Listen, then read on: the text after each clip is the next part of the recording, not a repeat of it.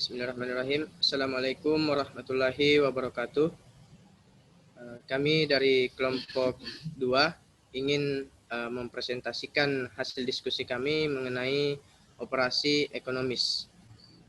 Perkenalkan, nama saya Andi Jelani Pratamasya, NIM D0411811035. Di sini saya selaku moderator yang akan memandu diskusi pada pertemuan kali ini. Next.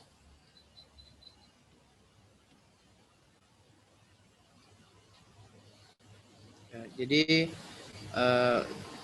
kelompok 2 terdiri dari 7 anggota dan namanya bisa kita lihat pada slide PPT. Next.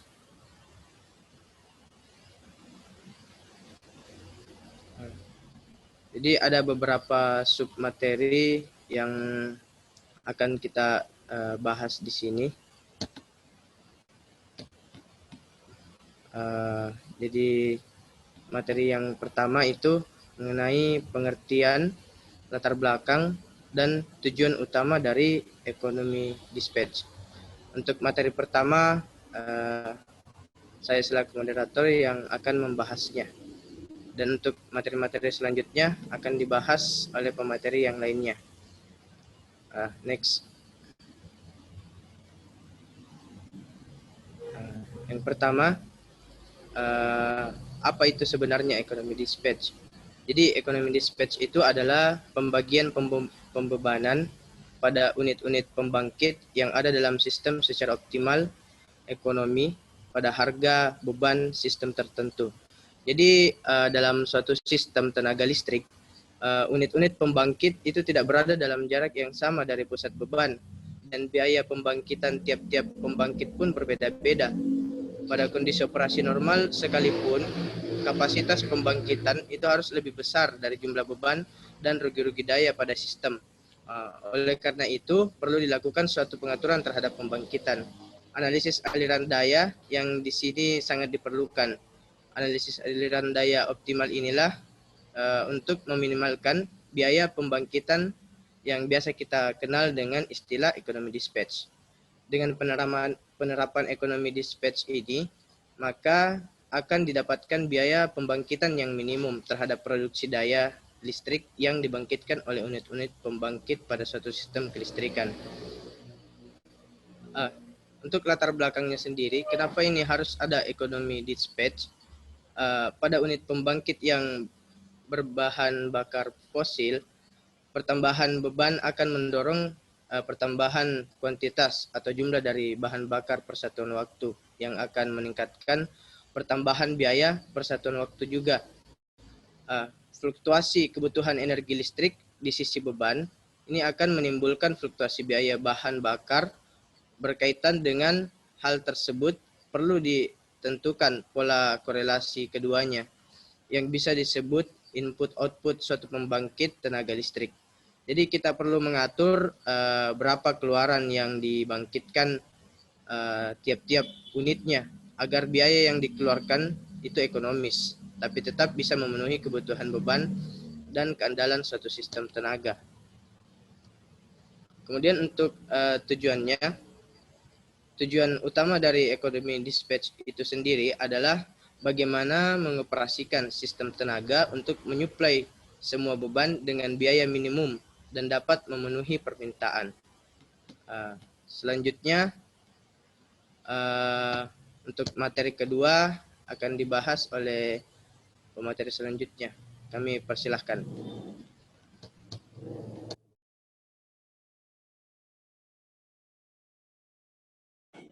Ya baik, terima kasih atas kesempatannya. Perkenalkan, saya Muhammad Irsan Febri. Jadi pada kesempatan kali ini saya akan membahas tentang metodologi ekonomi dispatch. Jadi yang pertama itu, next. Nah, tahap penyelesaian dengan metode Lagrange multiplier. Jadi metode Lagrange multiplier merupakan metode konvensional dengan menentukan persamaan Lagrange antara fungsi objektif dan constraint. Metode ini terdiri dari beberapa tahapan. Yang pertama itu membaca data, yang mana data-data yang harus diperhatikan adalah besarnya beban yang diminta, persamaan incremental cost, batas daya minimum, dan batas daya maksimum yang akan dibangkitkan. Kemudian melakukan inisialisasi nilai parameter. Nilai awal parameter dipilih dan ditentukan berdasarkan pengalaman perhitungan, trial and error. Kemudian langkah ketiga, menghitung masing-masing nilai dari P1, P2, P3 sampai dengan Pn. Langkah keempat, menghitung total daya yang dibangkitkan sesuai dengan rumus. Kemudian yang terakhir itu mengevaluasi besarnya nilai persamaan kendala, yang mana itu adalah error selisih antara total daya yang dibangkitkan dan beban. Jika besarnya error toleransi yang ditemukan adalah 0,0001, selanjutnya menuju ke langkah berikutnya. Oke, metode kedua, metode dengan iterasi lambda. Iterasi lambda merupakan salah satu metode yang digunakan dalam economic dispatch. Pada metode ini, lambda diasumsikan terlebih dahulu, kemudian menggunakan syarat optimum. Dihitung nilai PI atau output dari setiap pembangkit. Dengan menggunakan constraint diperiksa apakah jumlah total dari output sama dengan kebutuhan beban sistem. Bila belum, harga lambda ditentukan kembali.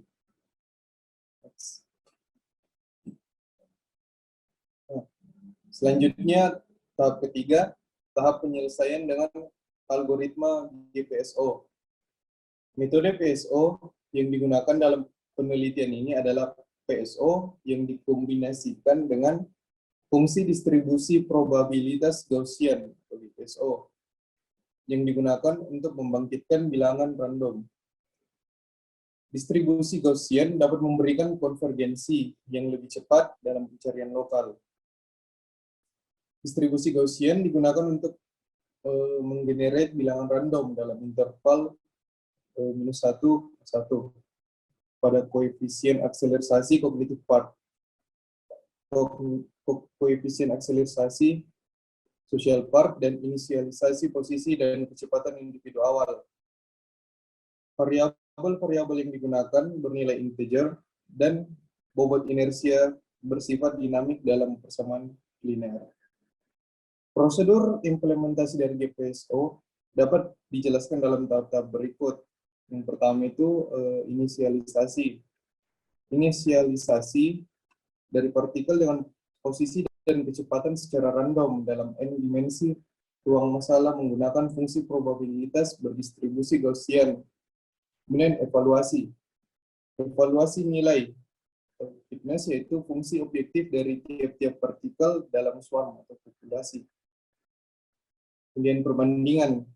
Pertama, dibandingkan masing-masing partikel fitness dengan partikel P-base. Jika nilai sekarang lebih baik dari P-base, set nilai P-base sama dengan nilai sekarang, dan lokasi P-base sama dengan lokasi sekarang dalam n dimensi space. Perbandingan kedua, bandingkan nilai fitness dengan populasi secara keseluruhan sebelum mencapai base. Jika nilai sekarang lebih baik dari P-base, ubah P-base ke nilai dan barisan indeks partikel sekarang. Dan langkah terakhir, kriteria pemberhentian, kembali ke tahap 2 sampai kriteria berhenti terpenuhi. Biasanya syarat cukup nilai fitness terbaik atau banyaknya iterasi maksimum. Tahapan-tahapan GPSO secara jelas ditunjukkan. Oke, next. Baik, itulah tadi pemaparan materi dari pemateri kedua. Selanjutnya untuk materi ketiga mengenai faktor-faktor yang mempengaruhi biaya operasi pembangkit akan dijelaskan oleh Saudara Hilmi. Kami persilahkan. Oke, terima kasih atas kesempatannya. Sini saya akan melanjutkan presentasi. Nah, adapun yang akan saya jelaskan pada kesempatan kali ini yaitu faktor-faktor apa saja yang dapat mempengaruhi biaya operasi pembangkit. Nah, faktor-faktor yang mempengaruhi biaya operasi pembangkit itu ada 3. Yang pertama, biaya bahan bakar. Yang kedua, efisiensi generator. Yang ketiga, rugi-rugi transmisi. Yang pertama, biaya bahan bakar. Nah, besar daya keluaran pembangkit itu tergantung pada konsumsi bahan bakar. Semakin besar daya keluaran pembangkit, maka semakin besar konsumsi bahan bakar, yang berarti semakin besar biaya yang harus dikeluarkan untuk membeli bahan bakar. Nah, perubahan jumlah bahan bakar yang terjadi karena perubahan keluaran itu didefinisikan sebagai IFR atau incremental fuel rate. Nah, kedua, efisiensi generator. Nah, semakin tinggi efisiensi generator, itu maka untuk memperoleh suatu daya keluaran pembangkit tertentu, itu dibutuhkan konsumsi bahan bakar yang semakin sedikit. Yang ketiga, rugi-rugi transmisi. Nah, pada rugi-rugi transmisi ini, dia dapat terjadi karena adanya kehilangan daya pada saluran transmisi. Semakin jauh jarak antara suatu unit pembangkit dengan beban, maka rugi-rugi transmisi itu semakin besar. Sebagai kompensasinya adalah daya keluaran pembangkit itu harus diperbesar agar permintaan beban itu dapat terpenuhi. Jadi, pembangkit yang terletak jauh dari pusat beban itu memiliki nilai ekonomis yang lebih rendah dari pembangkit yang letaknya lebih dekat dari pusat beban. Itu bila dipandang dari sisi rugi-rugi transmisi. Mungkin hanya itu yang dapat saya jelaskan. Saya kembalikan ke moderator. Baik, terima kasih atas penjelasannya. Selanjutnya untuk materi keempat, kami persilahkan.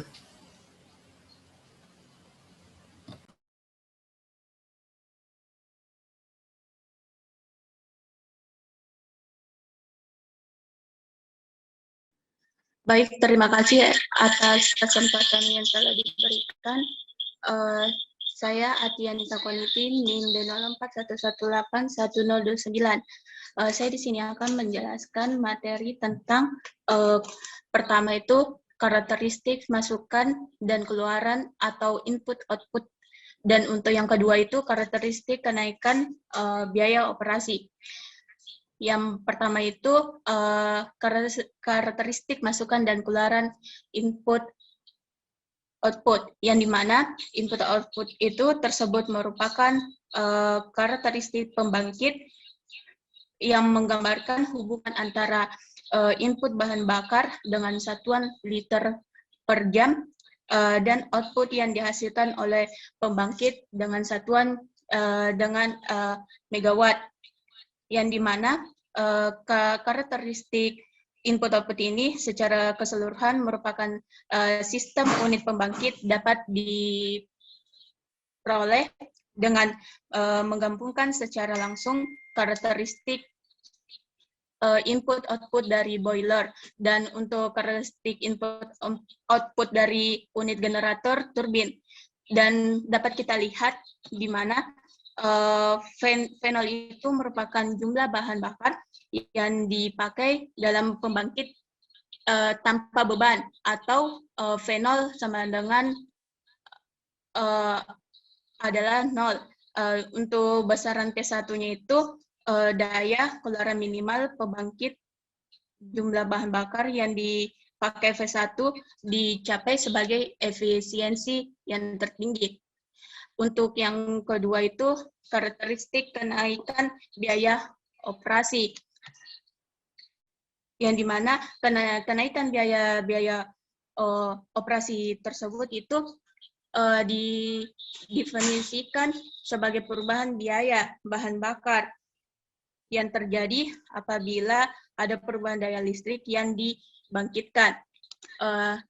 Oleh karena itu dapat kita lihat dari gambarnya, IR ini diperoleh dengan mendiferensialkan persamaan input-outputnya. Bila persamaan FI ini didiferensialkan terhadap P, maka akan menghasilkan grafik terhadap IR. Dan untuk luas bidang yang di bawah garis bawahi itu menunjukkan banyaknya penambahan jumlah energi bahan bakar yang dibutuhkan untuk mengatasi kenaikan daya output dari pembangkit, seperti misalnya V1 dikurang V2 kurang V1 merupakan banyaknya penambahan bahan bakar yang dibutuhkan daya outputnya naik dari P1 menuju P2.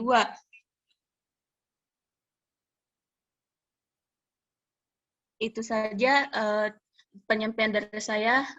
Terima kasih. Saya lanjutkan kepada moderator.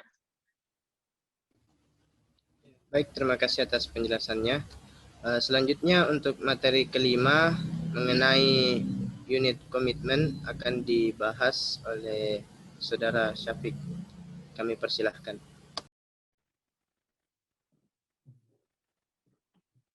Oke, baik. Bismillahirrahmanirrahim.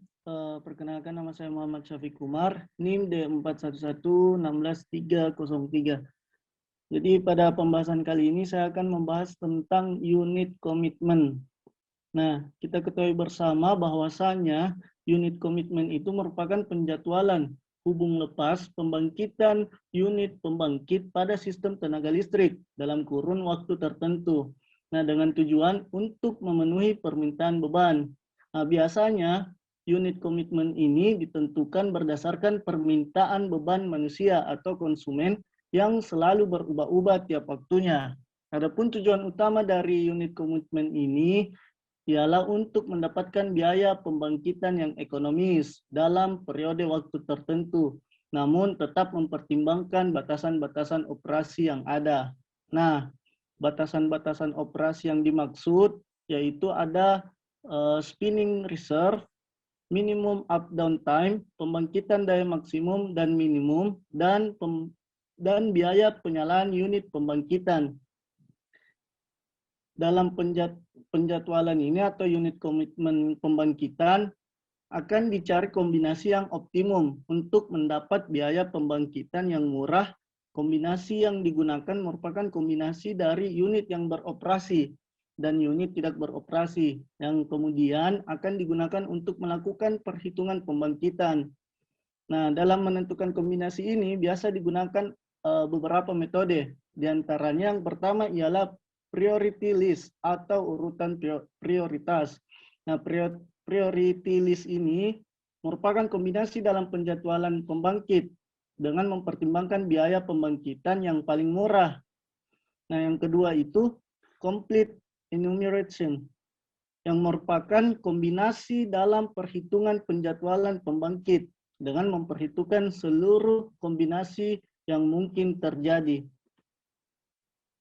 Nah, mungkin itu saja yang bisa saya sampaikan. Saya kembalikan ke moderator. Baik, terima kasih atas penjelasannya. Selanjutnya untuk materi ke-6 mengenai batasan yang digunakan pada unit komitmen oleh Saudara Sabri. Kami persilahkan.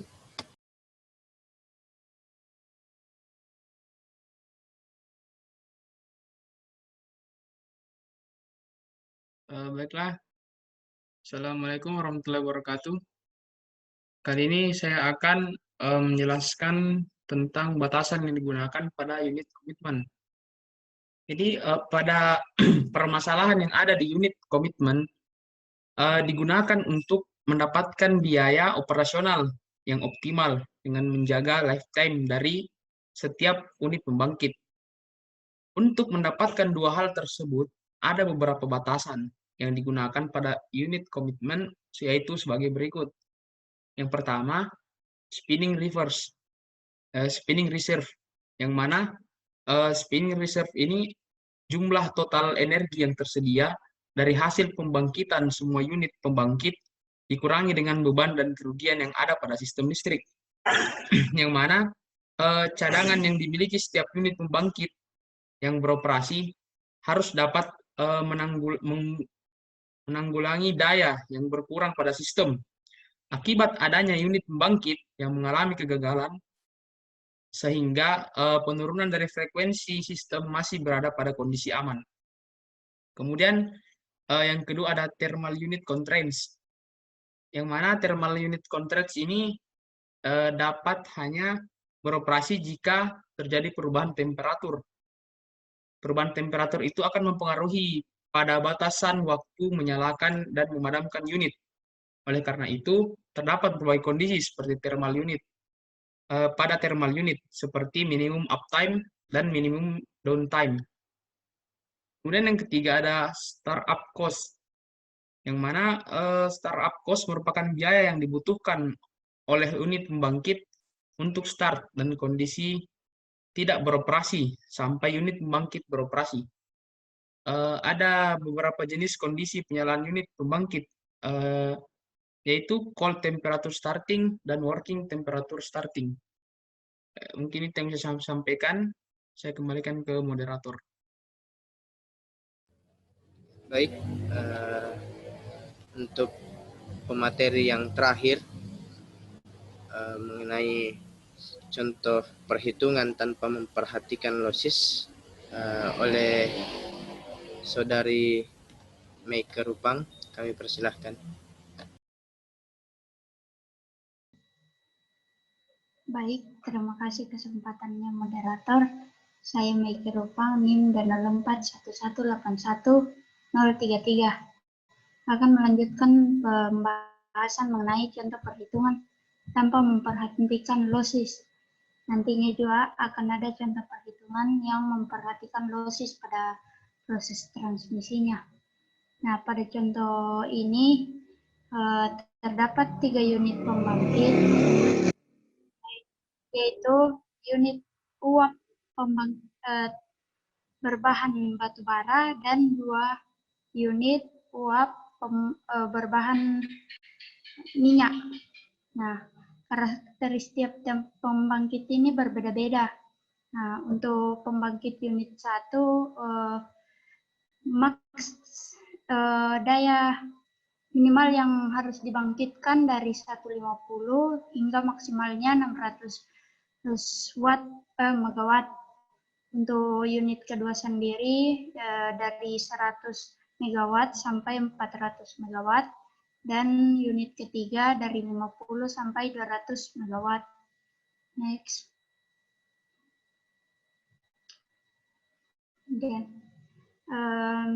Misalkan kita akan menentukan titik operasi ekonomis untuk ketiga unit pembangkit ini ketika mengalirkan total daya sebesar 850 megawatt.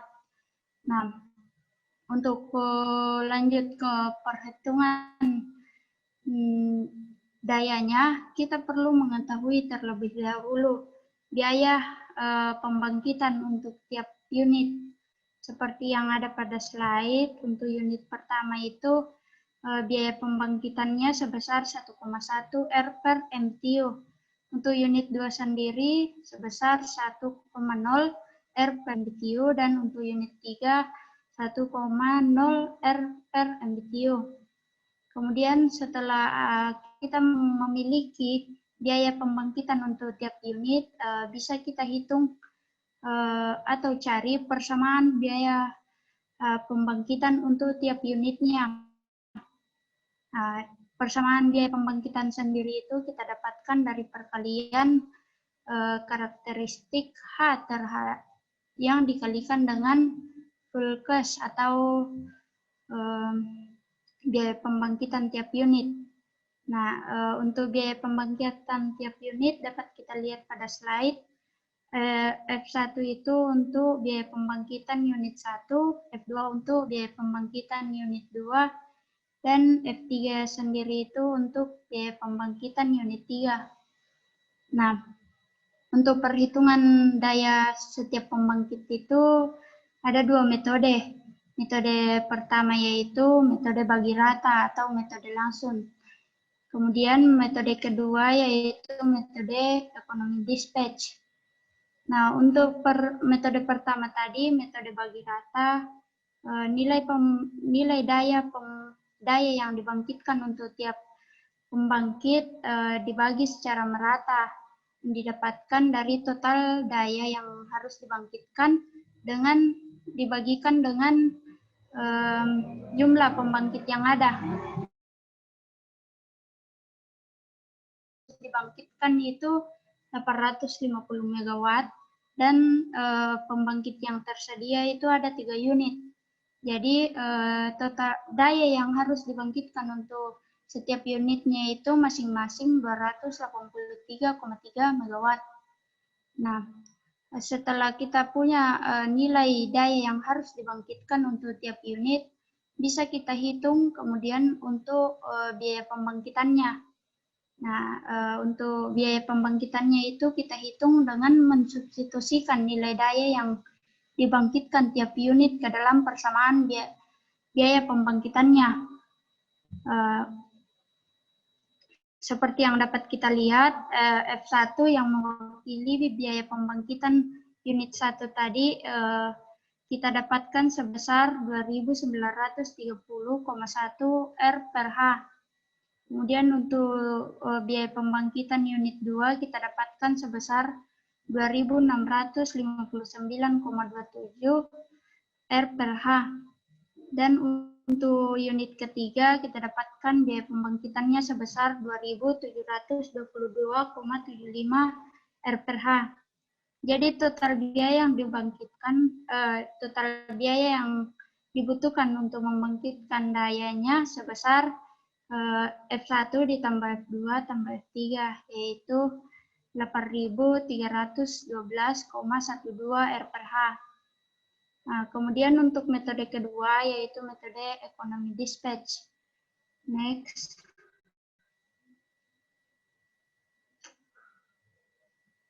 Nah, untuk metode economy dispatch sendiri kita memperhitungkan daya tiap pembangkitan dengan memperhatikan karakteristik tiap pembangkit. Nah, pertama-tama itu kita cari persamaan untuk biaya pembangkitan tiap unit. Nah, contohnya F1 kita dapatkan dari perkalian antara H1 dengan biaya pembangkitannya. Kita dapatkan persamaan untuk biaya pembangkitan unit 1 yang diwakilkan dengan F1. Biaya pembangkitan untuk unit 2 diwakilkan oleh F2, dan biaya pembangkitan untuk unit 3 kita wakilkan dengan F3. Nah, persamaannya dapat kita lihat pada slide. Kemudian setelah mengetahui persamaan biaya pembangkitan tiap unit, kita dapat tentukan persamaan lambdanya untuk tiap unit. Persamaan lambda sendiri itu kita dapatkan dari lambda sama dengan turunan F terhadap P untuk tiap unit. Contohnya untuk unit pertama, turunan F1 terhadap P1 itu sama dengan lambda. Untuk unit kedua, turunan F2 terhadap P2 sama dengan lambda. Dan untuk unit ketiga, turunan F3 terhadap P3 sama dengan lambda. Nah, kita dapatkan persamaan seperti di slide. Seperti yang kita ketahui, total daya yang dibangkitkan itu sebesar 850 MW. Artinya P1, P2, dan P3 ditambahkan nilainya sebesar 850 MW. Maka akan didapatkan nilai lambda. Nah, nilai lambda yang dapat didapatkan akan sebesar 9,148 R/MWh. Next. Nah, setelah mendapatkan nilai lambda, bisa kita dapatkan daya untuk tiap unit dengan mensubstitusikan nilai lambda ke dalam persamaan dayanya. Nah, untuk unit 1 kita dapatkan P1 atau daya yang dibangkitkan itu sebesar 393,2 MW. Untuk unit 2 sebesar 334,6 MW, dan untuk unit ketiga sendiri sebesar 122,2 MW. Nah, dari daya-daya yang didapatkan bisa kita hitung lagi biaya untuk tiap pembangkitannya. F1 kita dapatkan 3.916,6 R/H. Dan F2 kita dapatkan 3.153,8 R/H. Kemudian F3 kita dapatkan sebesar 1.123,9 R/H. Jadi total biaya yang dibutuhkan untuk pembangkitan itu F1 ditambah F2 tambah F3 didapatkan 8.194,3 R/H. Nah, dapat kita lihat perbandingan harga antara metode pertama, metode bagi rata, dengan metode kedua, yaitu metode ekonomi dispatch. Dapat kita lihat metode kedua jauh lebih murah daripada metode yang pertama tadi. Oke, next.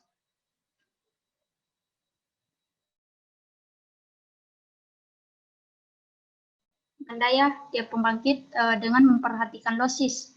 Nah, sebelum lanjut ke perhitungannya itu kita perlu ketahui dulu terlebih dahulu persamaan losisnya. Seperti yang ada pada slide untuk contoh soal ini, persamaan losisnya itu sama dengan 0,0003 P1 kuadrat ditambah 0,0009 P2 kuadrat ditambah 0,00012 P3 kuadrat. Nah, maka kemudian dicari persamaan lambdanya. Turunan F per P tiap unit sama dengan lambda dalam kurung 1 dikurang velosis turunan velosis terhadap P untuk tiap unit. Nah, maka kita dapatkan persamaan seperti di slide. Nah, untuk persamaan dayanya sendiri, P1 ditambah P2 tambah P3 itu sama dengan total daya yang ditambahkan dengan daya losis. Nah, kemudian untuk memulai perhitungan, kita mulai dengan menebak nilai setiap pembangkit terlebih dahulu untuk digunakan dalam perhitungan selanjutnya. Nah, untuk tebakan pertama itu kita gunakan P1 400 MW, P2 300 MW, dan P3 150 MW. Next. Kemudian langkah kedua yaitu kita hitung losis yang ada yang akan ditanggung setiap pembangkit. Nah, losis yang akan ditanggung setiap pembangkit itu kita hitung dari persamaan turunan velosis terhadap P tiap unit. Misalnya untuk unit 1 berarti velosisnya itu turunan velosis terhadap P1. Begitupun untuk unit 2 dan unit 3. Kemudian menghitung nilai lambdanya. Nah, nilai velosis yang ditanggung tiap pembangkit tadi kita substitusikan ke persamaan lambdanya tadi. Maka didapatkan persamaan seperti pada slide. Nah, sebelumnya itu kita punya persamaan P1 ditambah P2 ditambah P3 itu akan sama dengan P total yang ditambahkan dengan velosis. Nah, maka kita dapatkan nilai lambda setelah menghitung dari persamaan lambda yang disubstitusikan masuk ke dalam persamaan dayanya. Lambda yang kita dapatkan sebesar 9,5252 R per MWH. Next. Sehingga didapatkan daya tiap pembangkit sebesar untuk P1 440,68 MW, untuk P2 299,12 MW, dan untuk unit ketiga 125,77 MW. Kemudian untuk perhitungan selanjutnya kita gunakan metode iterasi, yaitu metode yang menghitung nilai daya dengan perhitungan dengan menggunakan nilai sebelumnya. Nah, kita lakukan iterasi sebanyak yang diinginkan. Kemudian data dari semua iterasi yang kita lakukan, kita buatkan tabel seperti pada contoh di atas. Nah, contoh di atas ini kita menghitung dayanya hanya sampai 4 iterasi. Jadi kita melakukan 5 perhitungan. Perhitungan pertama yaitu start pada nilai tebakan-tebakan tadi. Kemudian iterasi 1, iterasi 2, dan iterasi 3 sampai iterasi 4. Dapatkan data seperti yang ada pada slide. Oke, next. Oke, itu tadi yang bisa saya sampaikan. Saya kembalikan kepada moderator.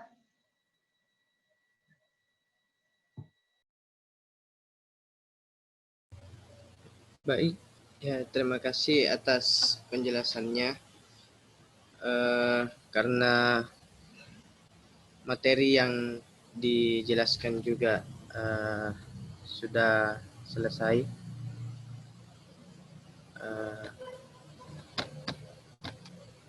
Jadi kesimpulan yang saya dapat tarik dari materi kali ini yaitu mengenai ekonomi dispatch.